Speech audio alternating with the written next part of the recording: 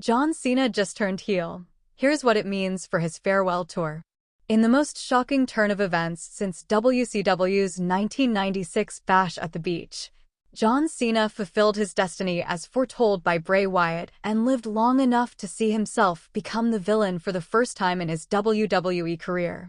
Cena on his retirement tour and lost in a shocking upset to Jey Uso at February's Royal Rumble, which seemingly dashed his chances at his 17th World Championship, turned heel by attacking Cody Rhodes after his win at Elimination Chamber, aligning himself with The Rock and ending a babyface run that began in 2003, a turn that some saw coming far in the distance, but no less shocking. Cena's alignment with The Rock as Rock's champion echoes back to the days of the Attitude Era, with those in power angling to maintain it by any means necessary while crafting a vision for WWE in their mold. With Rhodes defiantly turning his back on Rock and Cena stepping in his place, the John Cena retirement tour just took an unexpected but incredible new direction and set the table for multiple new avenues to tell this story, including Cena's redemption. John Cena shocked the world by finally turning heel ahead of his retirement. A breakdown of the most shocking moment in recent WWE history. The men's Elimination Chamber match came down to John Cena, Seth Rollins, and CM Punk, and after Rollins took a GTS from Punk, followed by an attitude adjustment by Cena, Punk pinned Rollins to leave him and Cena. A great segment took place, with Cena and Punk executing a series of moves as flawlessly as they did in 2012, followed by a stomp from a disgruntled Rollins to Punk, which Cena viciously took advantage of and submitted Punk to punch his ticket to WrestleMania 41. Cody Rhodes appeared in the ring to congratulate Cena, setting the stage for the main event in Las Vegas, and also to answer The Rock's question whether he'd sell his soul to him as his champion. Flanked by rapper Travis Scott, Rock entered the ring and was told, quite explicitly by Rhodes, that he was not going to sell his soul to him, and as Cena, seemingly celebrating Rhodes' decision, dapped up the American Nightmare and pulled him in for a hug. Rock gave the throat-cutting gesture to Cena, who in turn kicked Rhodes with a low blow.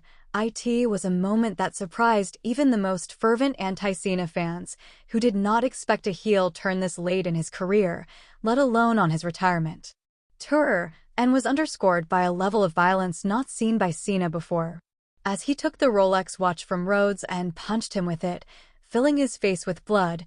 Rock took his time whipping Rhodes with his weight belt, adorned with the words Cody Soul, as well as the date of the death of his father, Dusty Rhodes. Cena follows Rock's footsteps as corporate champion. John Cena, now apparently Rock's champion, is now following in the footsteps of Rock himself when, in 1998, he became Vince McMahon's corporate champion, aligning himself with the corporation as the preferred face of WWE.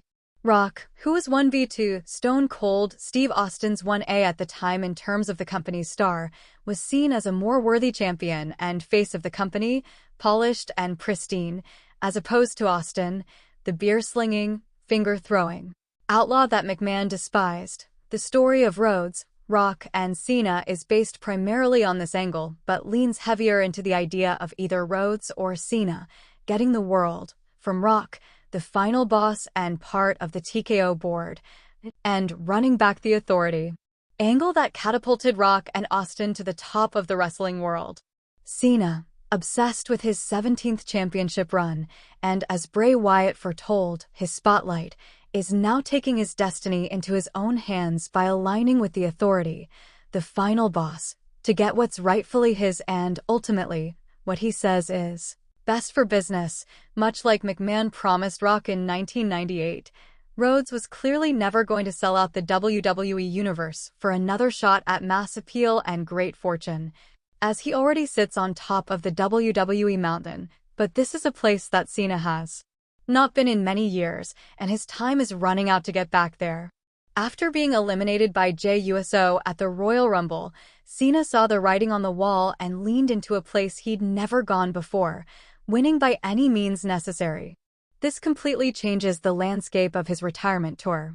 Rather than a series of modern classic with historic opponents and new rising talents, we will now witness something much better, A great story being told about a man's fall from grace and his climb back to the light. Can John Cena be redeemed? There's no better story in wrestling than one of redemption, finding your way back to the place that made you who you are, and it's likely that Cena finishes WrestleMania season as a heel, but ends his retirement tour as a babyface once again.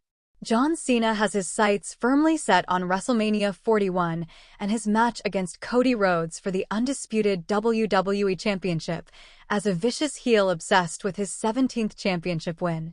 But that's not to say that Cena stays a heel forever. Cena still has plenty of miles left and plenty of stories left to tell on this retirement tour, and when the spotlight and opportunity cloud your judgment, it takes one big break in that cloudiness to snap someone back to reality and realize the evil ways they've been partaking in.